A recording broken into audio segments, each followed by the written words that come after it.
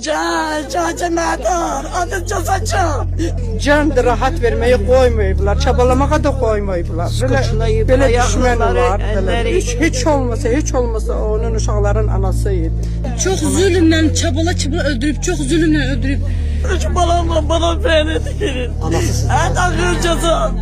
En ağır ceza çiçeği. Bu ilin dekabr ayının 16'sında Qusar rayonunun Hil kənd sakini 32 yaşlı Diana Tayyibova itkin düşüb. Axtarışlar zamanı meyidin kənd ərazisindəki boş evlərin birində tapılıb. Meyidin üzərində zorakılıq əlamətləri aşkarlanıb. 3 uşaq anası olan qadının keçmiş həyat yoldaşı 35 yaşlı Asif Tayyibov tərəfindən amansızlıqla öldürüldüyü məlum olub.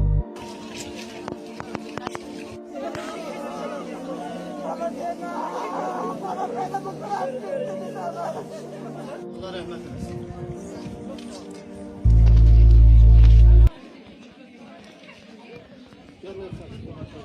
Adam bana kafası bana diyor bana. Abursam işte bakışlarım. Manyaktım tam bile. Zubalat bana yapsın bile. Manyaktım tam bile. Zubalat yanımı zubalat bana yapsın bakacağım. Ama rahat vereyim kusura. Ama rahat vereyim kusura. Zaten manyak ya. Zulüm balat bana yer bakacağım. Adı bana kalorunu var dışınlar giydi.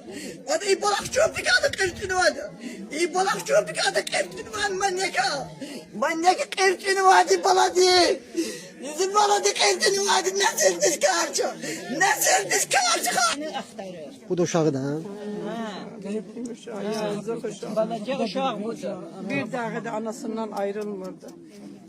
Ne tarih saklasın onu, anası, nenesi ne tarih saklasın, ürək kalır onda. Ürək kalır onda. Ceza anne. Öyle düşman da bile elemez, vallahi elemez. Düşman da elemez. Kayçıyla kesibi. Evvel de kulağın dibini vurublar. Sonra yakın yıkıblar, ondan sonra da kesibler. Can da rahat vermeyi koymayıblar, çabalamaya da koymayıblar. Böyle düşman var. Hiç olmasa onun uşaqların anasıydı. Neyniblər? Koçlayıblar.